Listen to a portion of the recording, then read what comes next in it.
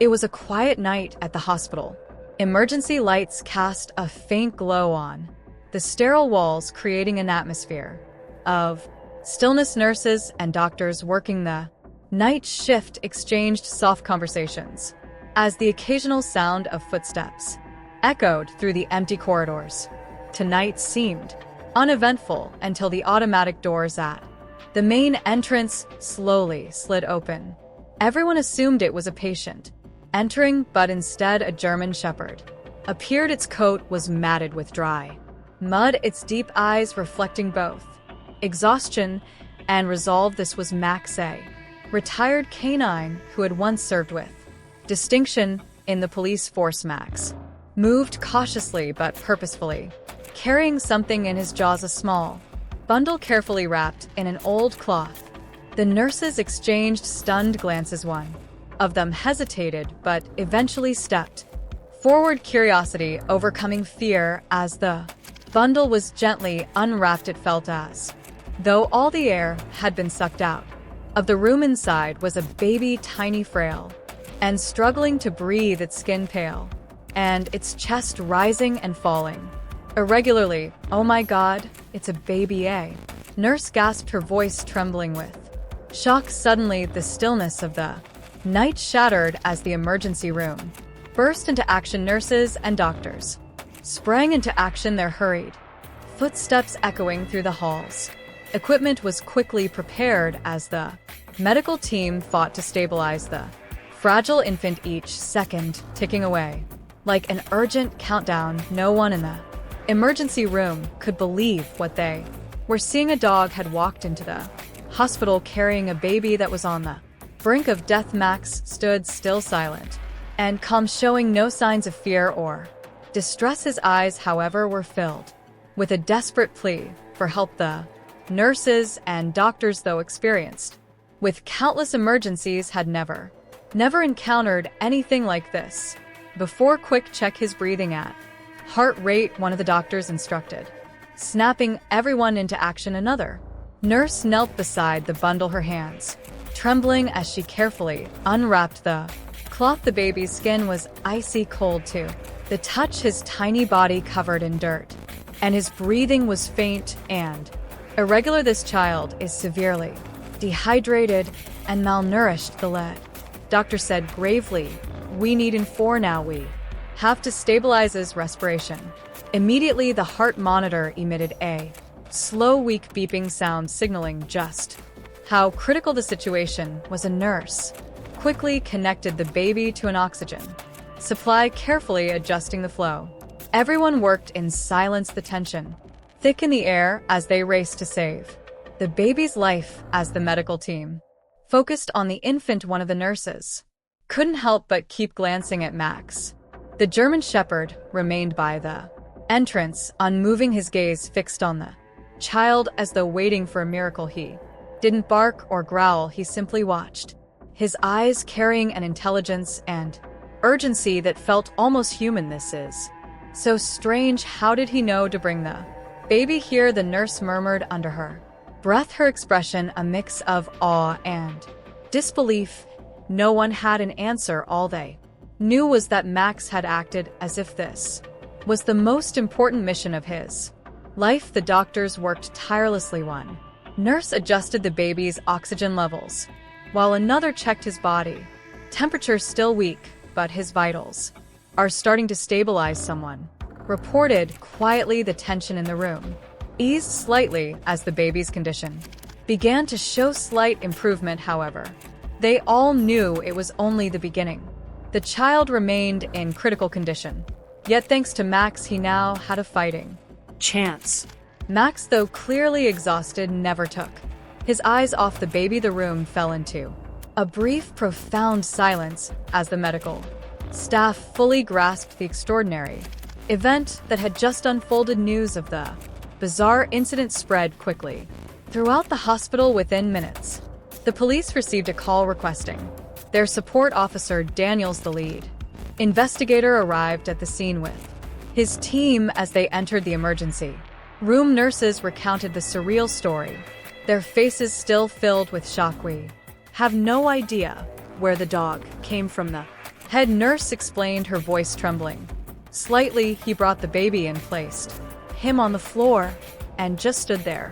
That's all we know, Officer Daniels narrowed his eyes, taking in the sight of Max near the entrance. A dog carried a baby to the hospital. That's hard to believe, he muttered, though his expression softened as he observed Max's calm yet watchful demeanor. Has anyone tried scanning for a chip? Daniels asked. A young officer stepped forward with a scanner and cautiously approached Max. However, as soon as he got too close, Max backed away, his posture tense but not aggressive. His eyes remained sharp and alert, as if warning them not to come any nearer. This dog's been trained, the young officer remarked. He might be a retired canine.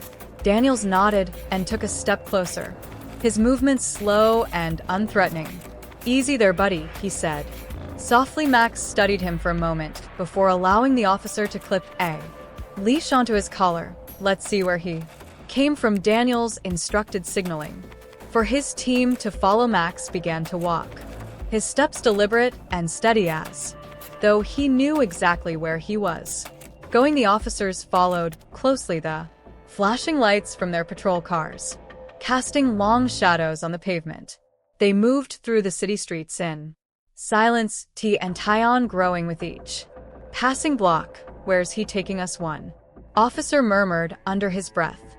Finally, Ma stopped in front of an old, dilapidated house in a deserted part of town. The front door was ajar, as if someone had left in a hurry. Daniels frowned. This is it, he said quietly. The officers exchanged vague glances before cautiously approaching the entrance. The smell of mold, stale air, and rotting food hit them as they stepped inside. Max led them through a cluttered living room and toward a small door at the back of the house. Stay sharp, Daniels ordered, his voice low and tense. When they opened the door, they found a small, dimly lit room. In one corner stood an old, dusty crib. Around it were scattered signs of recent occupancy: an empty dog food bowl, a tattered blanket, and a few children's items strewn across the floor. Max slowly approached the crib and sniffed the spot where the baby had once been. The baby was here, an officer whispered, his face hardening as he took in the scene. Exhausted, Max finally collapsed beside the crib, his body going limp as though he was allowing himself to rest for the first time. His mission was complete. The officers continued their search through the abandoned house, their flashlight beams cutting through layers of dust in every corner. The wooden floor groaned under their boots with each cautious step. Everything inside the house spoke of long-term neglect. Chairs were overturned, cabinets stood empty, and the dining table was littered with crumpled papers. It looks like whoever lived here left in a hurry, one officer remarked, flipping through the scattered documents on the table. Meanwhile, another officer explored the kitchen. The sink was full of dirty dishes, and a faint odor of rotting food lingered in the air. On the countertop, a crumpled envelope caught his attention. He picked it up, opened it, and found a handwritten letter inside. The writing was shaky, as if written under extreme stress. There's a letter here, he announced, then began reading aloud. I no longer have the strength to care for him. Everything around me is falling apart. All I have left is Max, and I know he'll do the right thing. I hope that one day someone will forgive me. His voice trailed off as the final words echoed in the stillness. The letter wasn't signed, but its message was painfully clear. The author had reached a point of utter desperation in trusting their child to the only companion they had left there. Loyal dog Max. Max has been watching over the baby this whole time, one officer murmured, glancing at the German Shepherd lying beside the crib. Max remained motionless, though his ears twitched slightly, still alert to his surroundings. We need to find the mother, officer Daniels ordered firmly. We have enough evidence to know that she's in serious trouble. The officers began canvassing the few neighbors who still lived in the area. After some time, they found an elderly man who remembered the previous occupant of the house. I remember the Young woman who lived here, the man said, leaning on his cane she was always with. A large dog, that must be him, right? He nodded toward Max. I think she was going through a hard time. I saw her with a baby a few months back, but then she just disappeared. The story was becoming clearer. The woman had been overwhelmed by hardship, and in a moment of despair, she placed her trust in Max, the dog who had protected her family to the very end.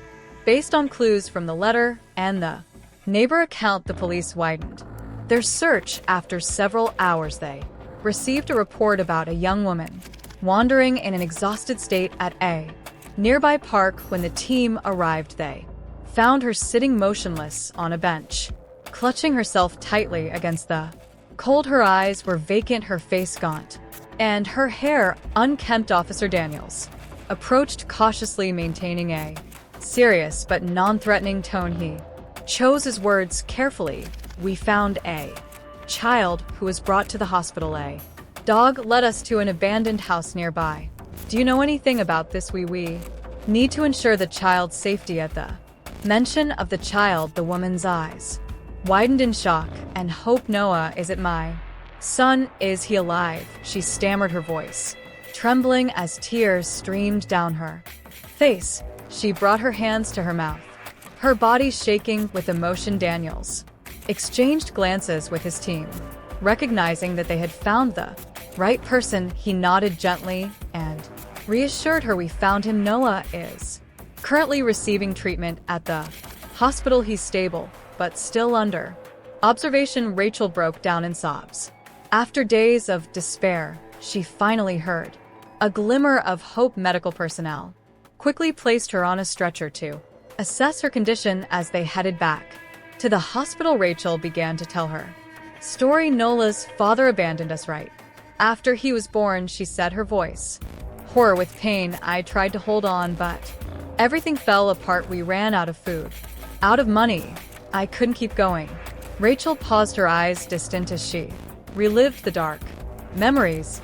Max, he was always there for us. He never left my side or Noah's. When I was too weak to go on, I told Max I asked him to take Noah somewhere safe. Silence filled the ambulance as the officers and medical staff absorbed the gravity of her words.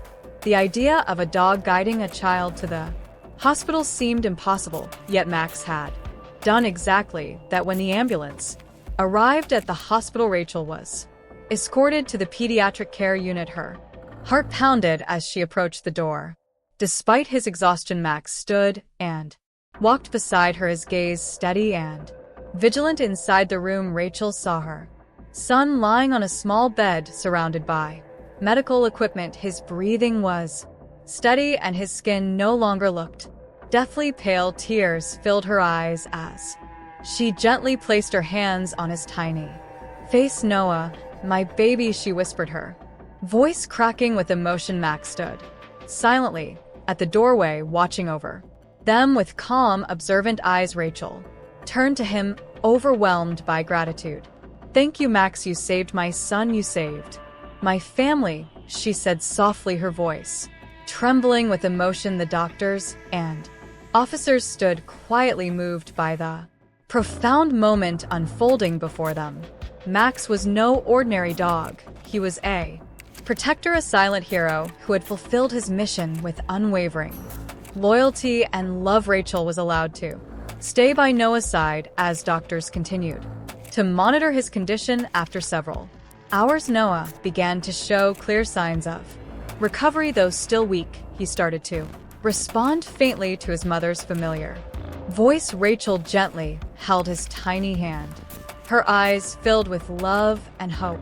Max lay near the doorway, his body still weary, but his ears alert. The doctors and nurses who had witnessed the entire story couldn't hide their admiration for the loyal dog. One nurse smiled and gently patted Max's head, whispering, "You're a real hero thanks to this little boy is alive." Max wagged his tail slightly as if he understood the heartfelt praise. Rachel looked at Max with deep gratitude. You saved us, Max. I'll never forget what you've done, she said softly, her voice trembling with Emotion after a few days of treatment. The doctors confirmed that Noah was out of critical condition and steadily improving thanks to the dedicated care of the medical staff. The boy was slowly regaining his strength. Meanwhile, social workers at the hospital stepped in to help Rachel secure temporary housing and access essential support. The day of Rachel's discharge arrived on a bright, sunny morning. She held Noah in her arms. Her face showed both exhaustion and renewed hope as she stepped through the hospital doors. Sunlight bathed her son's face. Noah opened his eyes wide in curiosity, gazing at his mother before giving her a small, gentle smile, the first one she had seen in days. Max walked beside them, his posture steady but alert, as though he still had a duty to protect them. Rachel stopped, bent down to stroke Max's head and whispered, "We made it, Max, thanks to you. We have a chance to start over." News of their emotional story had spread throughout the local community. When Rachel arrived at her new home, strangers showed up with small gifts for Noah, clothes, food, and toys. Some even offered job opportunities to Rachel, eager to help her rebuild her life. The first few days in their new home were challenging, but with the support of kind neighbors and Max's unwavering loyalty, Rachel knew she no longer had to face everything alone. She watched as Noah crawled across the floor, his bright, lively eyes full of wonder. "We made it through, Max," she said, softly stroking the dog's head. Max looked at her with his calm, wise eyes, as if to say he understood. Max's story was not just one of miraculous survival, it was a testament to love and loyalty that transcended all boundaries. Rachel, Noah, and Max's emotional journey has ended with a hopeful new beginning, but this story teaches us something even deeper. The power of loyalty, love, and sacrifice can change a family's destiny forever. If you found this story inspiring, we'd love to hear your thoughts. Share your feelings in the comments below and tell us what you think about Max's incredible courage and the family's journey to survival and hope. Hit the like button if you want to help spread this uplifting message to more people, and don't forget to subscribe to the channel and turn on notifications so you won't miss more inspiring stories like this one. We are thrilled to have you as part of our growing community of people who cherish meaningful stories. Thank you for watching and see you next time.